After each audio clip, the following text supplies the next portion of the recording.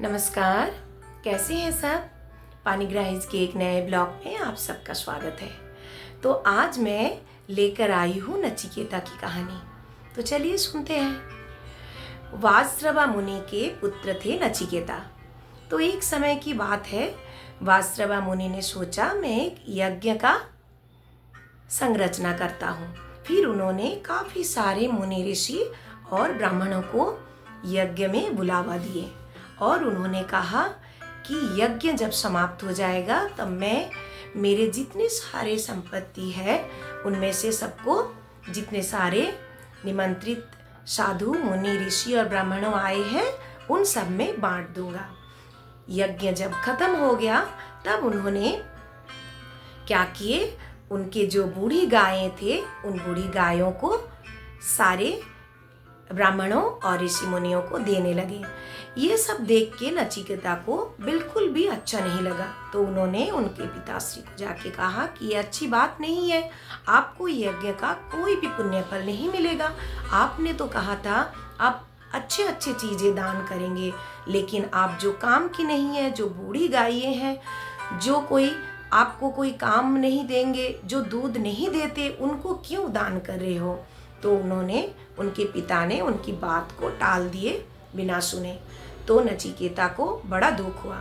उन्होंने कहा आप मुझे क्यों नहीं दान कर देते? तो वासृवा मुनि ने कहा चलो मैं तुमको भी मृत्यु को दान कर दिया। तो नचिकेता ने कहा चलो ठीक है, अब पिता का आज्ञा मुझे पालन करना पड़ेगा। तो उन्होंने उनकी पिता और संबंधियों से विदा लेकर यमराज के पास चले गए। जब वो यमराज के घर गए तो यमराज वहाँ पे नहीं थे। तो उन्होंने यमराज के लिए प्रतीक्षा किए और प्रतीक्षा करते करते 3 दिन बीत गया। 3 दिन वो यमराज के घर के द्वार पर भूखे प्यासे बैठे ही रहे। तो यमराज जब आए तो उन्होंने देखा एक छोटा सा बालक उनका प्रतीक्षा कर रहा है और वो बिल्कुल सूख गया बिना भूखे प्यासे। तो यमराज को ये अच्छा नहीं लगा। उन्होंने कहा तुम कौन हो और क्यों आए हो, ये सब मैं बाद में प्रश्न करूंगा, पहले तुम कुछ खा पी लो। फिर उन्होंने नचिकेता का अच्छी तरह अतिथि सत्कार किए और फिर बोले कि तुम अब बताओ क्यों आए हो। तो नचिकेता ने उनकी पिता की सारी कहानी बताया और बताने के बाद उन्होंने बोला कि इसी वजह से मैं आपके पास आ गया।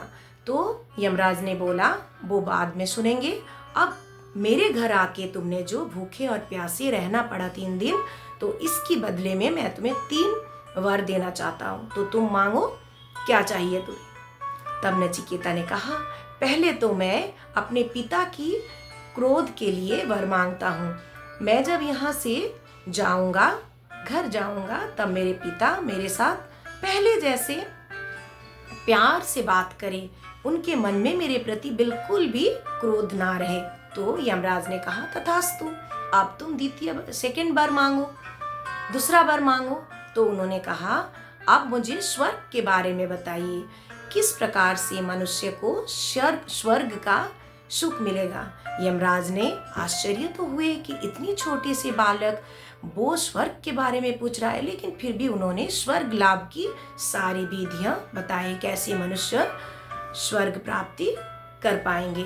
फिर उन्होंने बोला अब तुम तीसरा वर मांग सकते हो। तब उन्होंने कहा अब मुझे तीसरा वर में आत्मा के विषय में जानना है। मैं कौन हूँ, मैं कहाँ से आया हूँ, आत्मा क्या है, इसकी पूर्ण विवरण मुझे चाहिए। तो यमराज ने उनको कहा आप अभी बहुत छोटे हो, आप अभी इन सब चीज़ों को नहीं समझ पाओगे, इसके बदले में आप और कुछ मांग लो।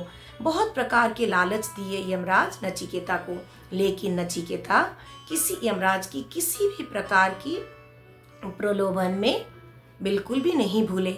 उन्होंने अपनी बात पर अड़िग रहे। उन्होंने कहा नहीं, मुझे आत्मा के बारे में ही जानना है। तो फिर यमराज ने बोले चलो ठीक है, अब तुम्हें मैं आत्मा के बारे में बताना शुरू करता हूँ। तो देखो आत्मा क्या है, हमारे जो शरीर है ये एक रथ है और हमारे जो इंद्रियों हैं ये घोड़े हैं, हमारा मन है लगाम और हमारा जो बुद्धि ये सारथी है। और इस रथ पर कौन रहता है? आत्मा रहता है। जिस तरह दुष्ट घोड़े क्या करते हैं? दुष्ट घोड़े रथ में सवार हुए व्यक्ति को संकट में डाल देते हैं, उस प्रकार से अनियंत्रित इंद्रियों द्वारा क्या होता है? इंसान भी भटकने लगता है। और जो ज्ञानी इंसान है वो क्या करते हैं?